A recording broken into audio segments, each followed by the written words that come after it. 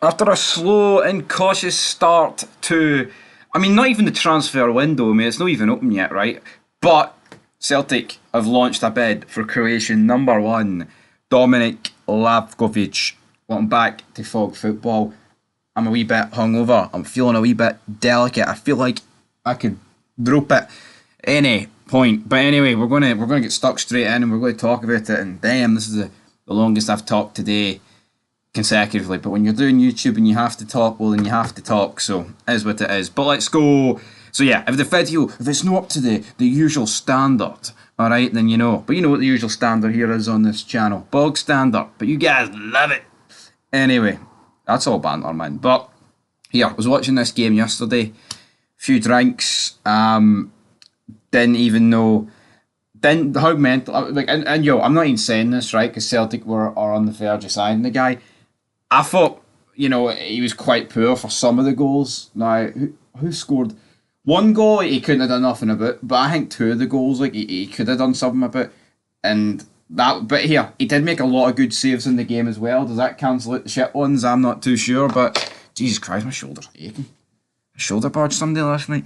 But yeah, here, I think it's a good signing intent from a Celtic point of view. I mean, I think it's, like Croatia, one of the better international teams going. I know they get beat last night 3-0, but I wouldn't read too much into that.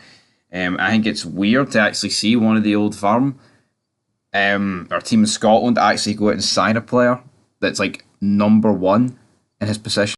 It is weird to see that, but here, I welcome our league signing players like this. Now here, do I want Celtic to sign the best players? Absolutely not. But, I want Scottish football to get somewhere relatively back on the map. But here, it's a decent enough bid, 7.6 million. That's not to be looked down upon. But of course, they're still on the hunt for a replacement for Joe Hart. There's no guarantee that this deal is going to go through. Now he is 6'2".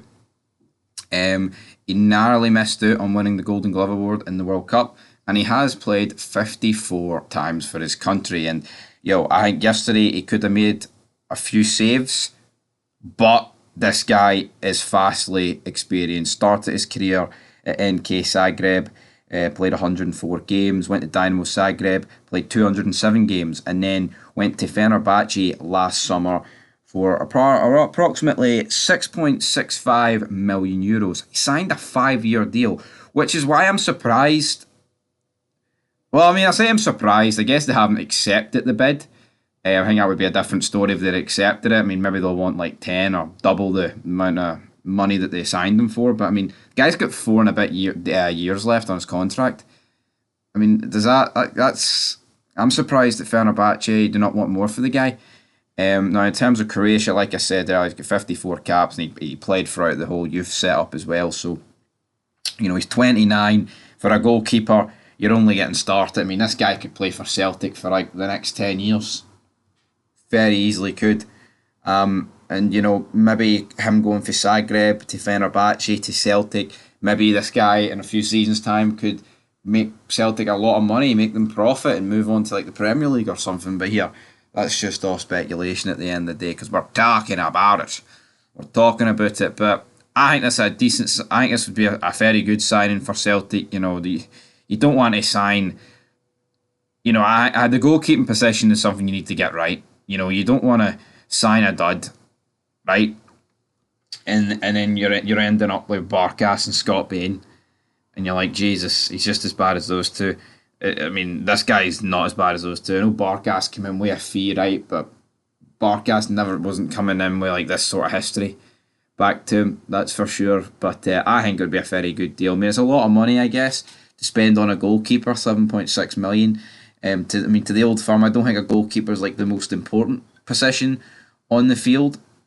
But here, it still is important because Butland, no matter points he saved Rangers. Joe Hart, especially in the second half of the season, he stepped up a lot more for Celtic than he had in I think the last 6 months of Joe Hart's career at Celtic was probably the best he's played. And honestly, I'm not going to pretend that I watched him a lot at, like when he was in Serie A, but I'd probably say the last 6 months of Joe Hart's career was probably the best he's played easily in about 8 years. So, is what it is, guys. But leave your thoughts down below. What do you make of this deal? Do you think it's a good deal? Do you think it's too much? Do you think you'll have to spend more? Because they could always reject it with the Euros being on. And I mean, he's guaranteed 2 more games with Croatia. There's going to be a lot of eyes on him. Maybe other teams will want to sign him.